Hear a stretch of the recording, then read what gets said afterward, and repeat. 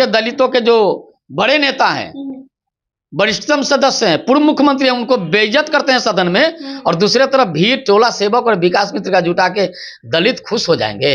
दलित नाराज हैं, इस राज्य की महिलाएं नाराज है। आरक्षण भी दे रहे हैं। कौन सा आरक्षण दे रहे हैं? किसको आरक्षण दिया?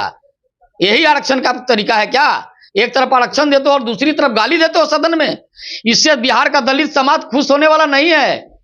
बिहार के दलित समाज व्यथित है, दुखी है, और महागठबंधन में लालू और नीतीश दोनों से दुखी है।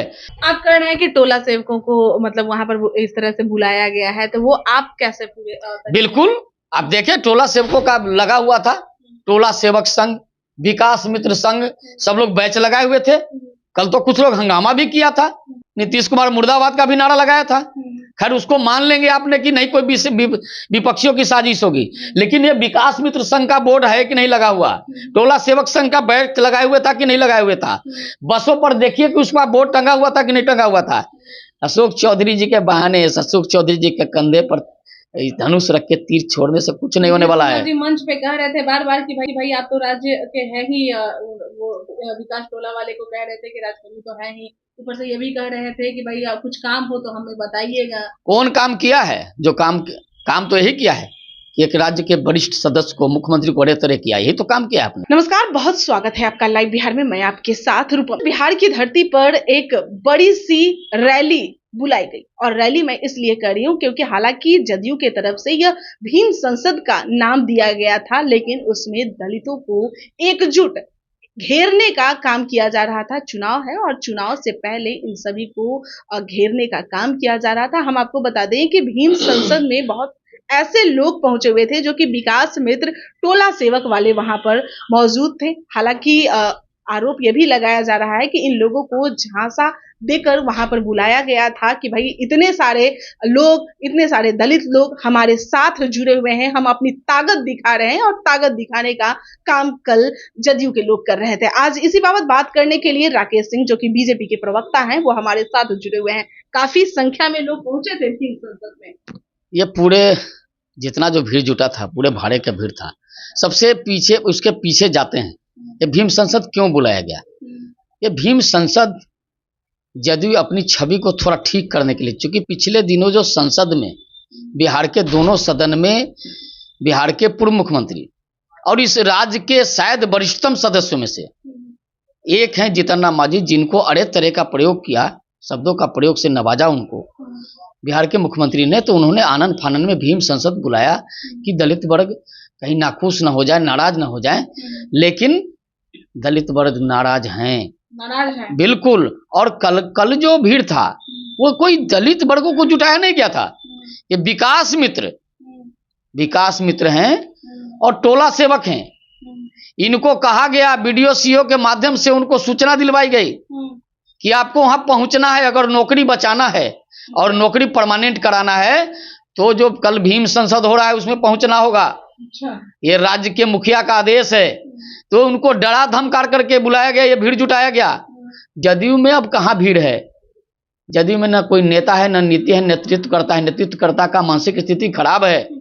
जिसकी मानसिक स्थिति खराब हो जाए उसमें भीड़ कौन सा जुटेगा? ये डरा के, बिहार की सरकार ने डरा करके, अधिकारियों ने, बीडीओ सीओ ने डरा कर भीड़ जुटाया। ये भीम संसद से जो दलित, बिहार के जो पूर्व मुख्यमंत्री जीतन राम मांझी को जो शब्दों का प्रयोग किया था, उनको सदन में, बड़ी सदन में जो बेइज्जत करने का काम किया, जलील करने का काम जो नीतीश कुमार जी ने किया था, उसको पाटने के लिए माननीय अशोक चौधरी जी जो मंत्री हैं उनके, उसने ये काम किया था। क्या लग रहा है, जीतन राम मांझी का जगह अशोक चौधरी ले रहे हैं? जीतन राम मांझी का जगह अशोक चौधरी कहां से ले लेंगे? जीतन राम मांझी कोई एक दिन में नहीं बनता है। लंबे संघर्ष के बाद जीतन राम मांझी बनता है। बिहार के मुख्यमंत्री रहे हैं। नीतीश जी ने अपने जगह पर, अगर उनसे कुछ काबिल थे तब तो उनको अपने जगह पर उनको मुख्यमंत्री बनाने का प्रस्ताव रखा था और बनाया भी था। जब लगा कि मेरा कद छोटा होने लगा तो उनको आनन फानन में पद से हटाया। और जब भी जीतन राम मांझी का चेहरा उनके सामने आता है, जब कुछ बोलते हैं तो ये तिलमिलाने लगते हैं।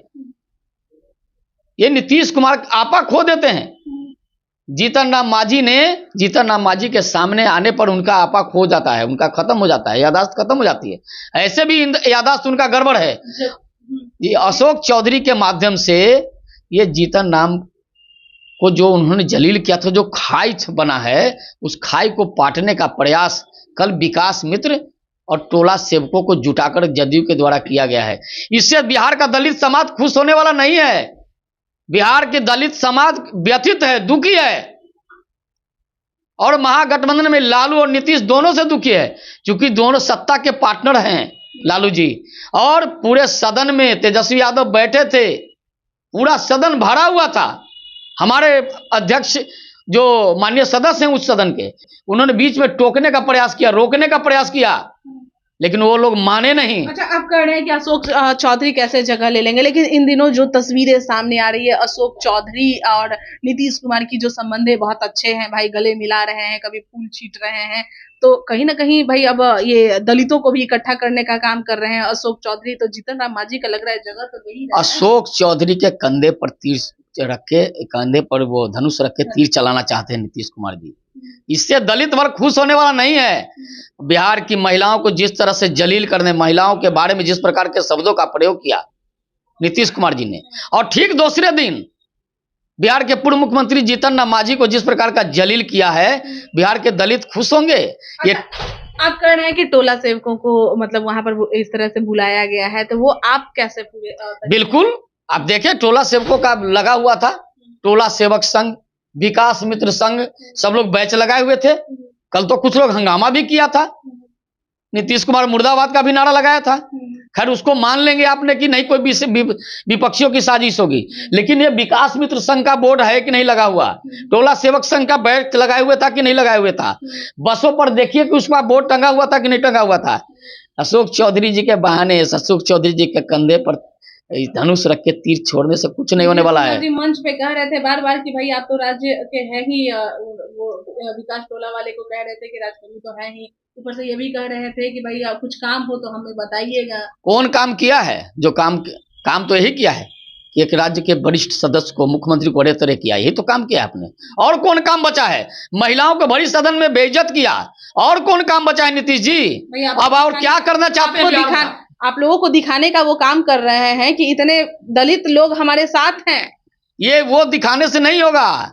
एक तरफ उसके दलितों के जो बड़े नेता हैं, वरिष्ठतम सदस्य हैं, पूर्व मुख्यमंत्री हैं, उनको बेइज्जत करते हैं सदन में, और दूसरे तरफ भीड़ टोला सेवक और विकास मित्र का जुटा के दलित खुश हो जाएंगे। दलित नाराज हैं, इस राज्य की महिलाएं नाराज है। आरक्षण भी दे रहे हैं। कौन सा आरक्षण दे रहे हैं? किसको आरक्षण दिया? यही आरक्षण का तरीका है क्या? एक तरफ आरक्षण देते हो और दूसरी तरफ गाली देते हो सदन में। महिलाओं के बारे में किस तरह के शब्दों का प्रयोग किया? महिलाओं के बारे में किस तरह के शब्दों का प्रयोग किया, और दलित मुख्यमंत्री के बारे में किस प्रकार के शब्दों का प्रयोग किया। इससे दलित वर्ग नहीं खुश होंगे, किसी हाल में खुश नहीं होने वाले हैं। और बिहार का दलित वर्ग और बिहार की महिलाओं ने मूड बना लिया है, 24 और 25 में इनका सुपड़ा साफ कर देगा। इनके दिमाग का इलाज करने वाली है बिहार की जनता। बिहार की जनता इनको बिल्कुल ठीक कर देगी। चलिए, बहुत बहुत धन्यवाद। देखिए, बिहार की जनता इनको बिल्कुल ठीक कर देगी, और जैसा कि और भी लोग कह रहे हैं कि मंच पर दलित नेताओं को भी आगे बढ़कर भाषण नहीं देने दिया जा रहा था, कई ऐसे नाम भी आ रहे थे उसके सामने, लेकिन बीजेपी का साफ तौर पे कहना है कि भले ही आप लोग ये भारे की भीड़ जुटा ले, इतने लोगों को बुला ले, लेकिन दलित के नेता मात्र और मात्र एक ही हैं, जीतन राम मांझी के बारे में कह रहे हैं, और ये सारे लोग जो हैं वो बीजेपी के साथ हैं। चलिए, आने वाला लोकसभा में दिखाने की बात हो रही है, देखते हैं किसमें कितना है दम और कौन किसको दिखाएगा। बने रहे लाइव बिहार के साथ। लाइव बिहार यूट्यूब पर सब्सक्राइब और फेसबुक पर लाइक जरूर करें।